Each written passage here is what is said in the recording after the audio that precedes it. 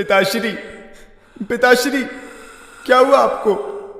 अपने पिता के मुंह से खून निकलता देख राजकुमारी नीलिमा चिल्लाते हुए बोली, नीलिमा, मुझे जहर दिया गया है।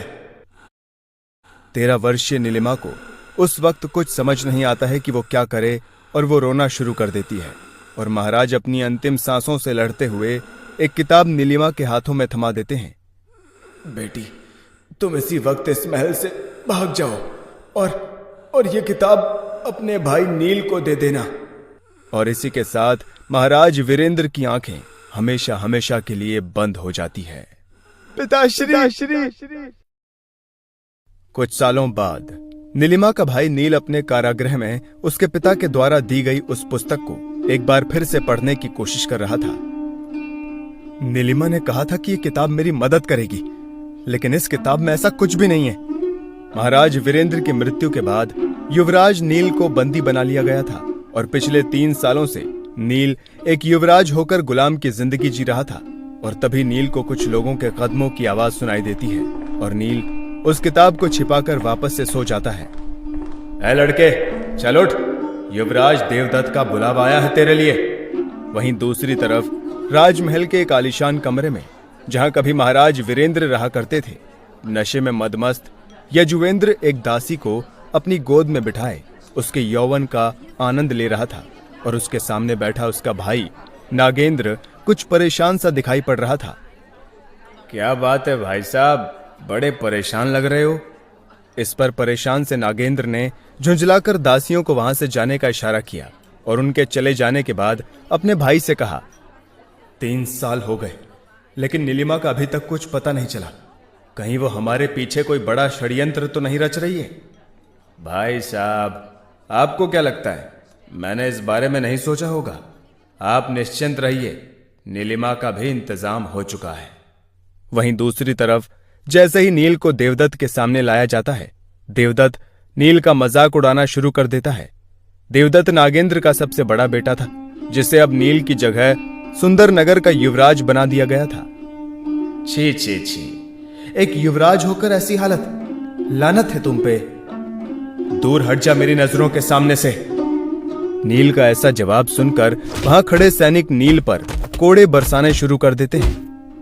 युवराज से इस लहजे में बात करने की तुम्हारी हिम्मत कैसे हुई? तुरंत नीचे झुककर युवराज से माफी मांगो, वरना आज तुम्हें अपने पैदा होने पर भी पछतावा होगा। और देवदत्त ने सभी को चुप होने का इशारा किया, और फिर नील के बाल खींचते हुए बोला, वैसे खुशखबरी है तुम्हारे लिए, जानना चाहोगे? और गुस्से से कांपता हुआ नील देवदत्त को लगातार घूरे जा रहा था। मैंने सुना है कि नीलिमा का पता लग चुका है। यह सुनते ही नील का दिल दहल गया। उसकी बहन नीलिमा उसकी एकमात्र कमजोरी थी, जिसे वो किसी भी हालत में कुछ भी नहीं होने दे सकता था। नीलिमा मिल चुकी है? बता कहां है नीलिमा? यह कहते हुए नील देवदत्त का गला दबाने लगा, और देवदत्त ने खुद को छुड़ाते हुए एक जोर का मुक्का नील के सीने पर दे मारा, और नील सीधा दीवार से जा टकराया। उसके बाद देवदत्त के सैनिक नील को जोर जोर से पीटने लगे, और फिर उसे अधमरा करके वापस उसके कारागृह में डाल दिया। अपनी बहन को याद करके नील की आंखों से आंसू बरसने लगे। अगर ऐसा ही चलता रहा तो देर सबेर मुझे पीट पीट कर मार दिया जाएगा। जब से नील को अपनी बहन के बारे में पता चला, उसकी यहां से निकलने की इच्छा एक बार फिर से जाग उठी। इस वक्त उसकी छटपटाहट अपने चरम पर थी। तभी उसे अपने पिता के द्वारा दी गई पुस्तक का ख्याल आया। यह किताब मेरे किसी काम की नहीं है। और उसने नाराजगी से वो किताब उठाई और उसे फाड़कर आग के हवाले कर दिया। नील, यह तुम्हारे पिताजी का दिया हुआ आखिरी तोहफा था। और जब नील को इस बात का होश आया, तब तक वो किताब जलकर राख हो चुकी थी। कुछ देर बाद उस राख से एक सुनहरी चीज निकलने लगी। वो एक स्वर्ण पत्र था, जिस पर बारीकी से कुछ अजीब चिन्ह बने हुए थे। और जैसे ही नील ने उन चिन्हों पर अपना हाथ फेरा, वो स्वर्ण पत्र हजारों छोटे टुकड़ों में बिखर गया, और वो छोटे छोटे टुकड़े नील की त्वचा से चिपकने लगे, और उसका शरीर किसी भट्टी की तरह गर्म होने लगा है। मेरा शरीर इतना गर्म क्यों हो रहा है? और उस गर्माहट के साथ नील की त्वचा से गहरे लाल रंग की एक दिव्य किरण चमकी, और वो दिव्य किरण नील के शरीर को ठीक करने लगी।